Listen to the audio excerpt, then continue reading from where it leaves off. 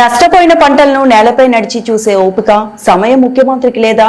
ముఖ్యమంత్రికి రైతుల పట్ల ఉన్న ప్రేమ ఇదేనా? గాలి మాటల ముఖ్యమంత్రి, గాలి తిరుగుడు. పంట నష్టపరిహారం ప్రతి ఎకరాకు ప్రతి రైతుకు అందివ్వకపోతే రైతులతో మరో ఉద్యమం తప్పదు. వర్షాలతో తడిసిన పంటలను ప్రభుత్వం వెంటనే కొనుగోలు చేయాలి. బీఆర్ఎస్ రాష్ట్ర సీనియర్ నేత అండ్ మాజీ శాసనసభ్యులు శ్రీ పెద్దిరెడ్డి సుదర్శన్ రెడ్డి డిమాండ్ చేశారు. ముఖ్యమంత్రి రేవంత్ రెడ్డి మాట్లాడినట్టు అనిపిస్తుంది తప్ప స్పష్టమైన ప్రకటన ఏమీ లేదు. ఎకరాకు 10,000 ఇస్తామనేటువంటిది ఏదైతుందో, గతంలో ముఖ్యమంత్రి కేసీఆర్ గారిని ఈ జిల్లాకు గతంలో అన్నాడు మంత్రిగా దయాకర్ రావు గారు ఉన్నప్పుడు, ఈ జిల్లాకు గతంలో నష్టం జరిగినప్పుడు మేము తీసుకొచ్చినాం. ఉగాది పండుగ పక్కకు పెట్టి కూడా కేసీఆర్ గారు జ్వరంతో ఉన్నా కూడా ముఖ్యమంత్రి హోదాలో 70 ఏళ్ల వయసులో వారు వచ్చి చేన్లు చెలుకలు కలియదిరిగి రైతులందరినీ స్వయంగా కలిసి పలకరించి భరోసా ఇచ్చి, అప్పటికే కేంద్ర ప్రభుత్వం ఇచ్చినటువంటి నియమ నిబంధనలు ఎట్లున్నాయంటే ఇన్పుట్ సబ్సిడీ పర్ ఎకర్ పంట ఏదైనా 4,000కు మించి ఇవ్వకూడదని ఉంది. 4,000 ఇవ్వాలని ఉంది. ఈ 4,000 ఏడు సరిపోతే ఏ మొక్కలు సరిపోతే కేంద్రం కూడా ఇస్తే ఇచ్చిన లేకపోతే లేదు, అవసరం రాష్ట్ర ప్రభుత్వ ఖజానా నుంచి మనం చెల్లిద్దాం అని చెప్పి అప్పుడు వెంటనే సర్వే నిర్వహించి ఎన్యుమరేషన్ వెంటనే చేపించేసి ఎకరాకు 10,000 రూపాయలు ఇచ్చేటువంటి స్పెషల్ జివో ఇచ్చారు.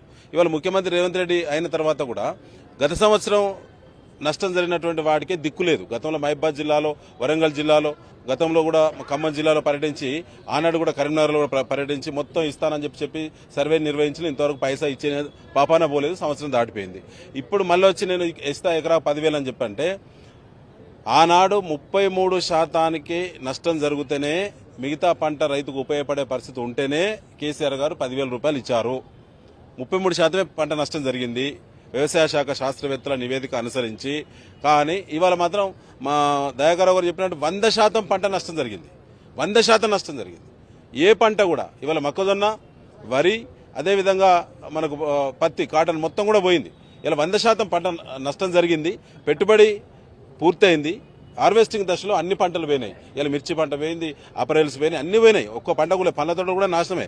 కాబట్టి ప్రతి రైతుకు ప్రతి ఎకరాకు, ఉమ్మడి వరంగల్ జిల్లా మొత్తం నష్టమైంది. కాబట్టి ప్రతి రైతుకు ప్రతి ఎకరాకు క్రాప్ బుకింగ్ పోర్టల్ అనుసరించి ప్రత్యేక సర్వే అక్కర్లేదు, చిత్తశుద్ధి ఉంటాయి. ప్రతి ఎకరా పోయిందని అందరూ చెప్తున్నారు, వాళ్ళ పార్టీలు కూడా చెప్తా ఉన్నారు. కాబట్టి అందరికీ ఇవ్వాలే ఎకరాకు 25,000 రూపాయలు పంట ఏదైనా నష్టపరిహారం ఇవ్వాలని చెప్పి బీఆర్ఎస్ పార్టీ డిమాండ్ చేస్తా ఉన్నది.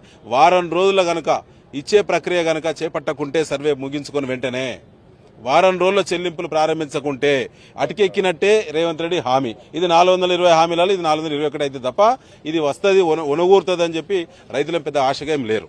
సో ఇది మనం గత ప్రభుత్వ హయాంలో 30% నష్టపోతే 10,000కు సంబంధించిన నష్టపరిహారం ఇచ్చినప్పుడు 100% నష్టపోయింది. కాబట్టి పంట ఏదైనా 25,000 రూపాయలు ఇచ్చి రైతులను ఆదుకోవాలని చెప్పి మాజీ మంత్రి దయాకర్ రావుతో పాటు ఎమ్మెల్యేలు డిమాండ్ చేస్తున్నటువంటి సిచ్యువేషన్ ఉంది. కెమెరామెన్ సునీల్తో KK10 TV వరంగల్. మరిన్ని అప్డేట్స్ కోసం మా ఛానల్ని సబ్స్క్రైబ్ చేయండి.